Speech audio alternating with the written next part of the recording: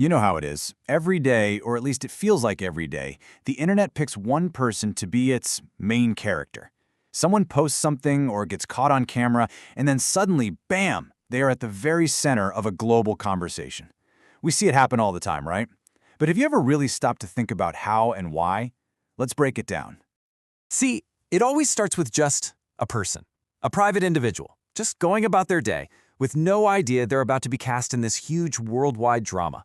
It's such a strange, jarring transformation. One minute, they're just like you and me. The next, their face, their words, their life, it all becomes the subject of a global debate. So, what's the mechanism here? How does an ordinary person become this public character in a story the whole internet is writing together?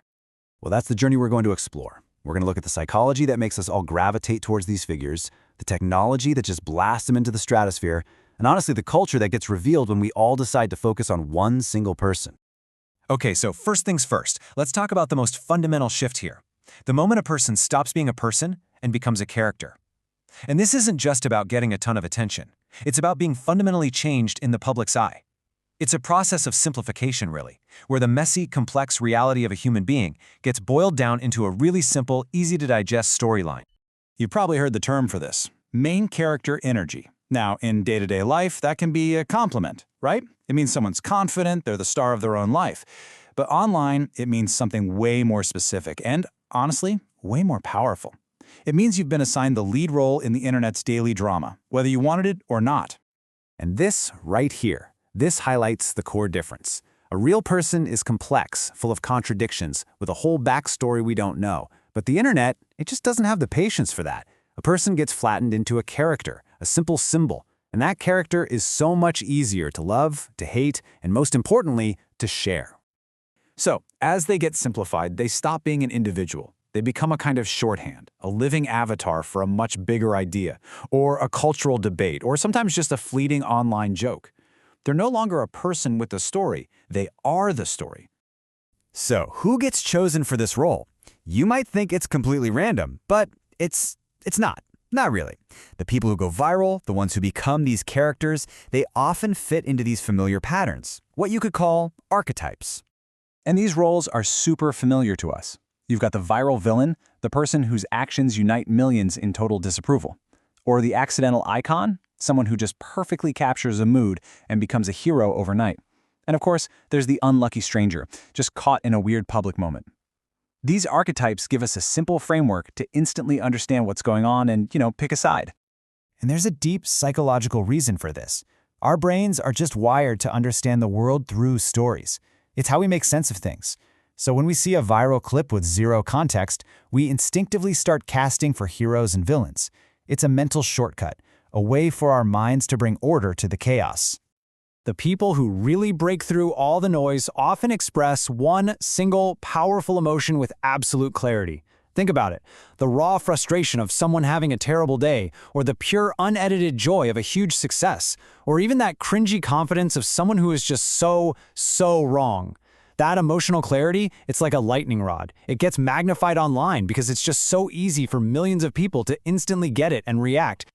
And of course, sometimes it's as simple as uniqueness. In an endless feed of samey content, anyone who looks, talks, or just acts differently, they become a magnet for our attention. Anything that breaks that visual pattern has a massive head start on going viral. But it's not just human psychology, is it? We have to look at the technology. Let's talk about the massive amplification engine that powers all of this. The thing that builds a global stage for one person in just a few hours. This is the viral feedback loop. It starts small. A little moment gets a few hundred likes. The platform's algorithm sees that little spark of engagement and says, let's show this to a few thousand more people. They react, which creates an even bigger signal, and the cycle just feeds itself, accelerating exponentially, until a private moment is a global phenomenon. This creates what you might call the shared story problem. In a world with infinite information, endless scrolling, focusing on just one person, one story, it gives millions of us this temporary sense of unity. For a day, we're all part of the same global conversation, all watching the same show. It's a really weird but powerful sense of digital community. And this whole global conversation is fueled by powerful, fast-moving emotions. Humor spreads like wildfire. Outrage? Well, outrage spreads even faster. It's like a flash flood of judgment. And empathy, while maybe a little slower, can create a really deep connection that brings people together. The most powerful main characters are the ones who somehow trigger all three at once. But what happens after the storm passes? This is where we have to look past the memes and the numbers and really think about the human cost of this whole thing and what our part in it says about us. And here is the absolute crucial turning point.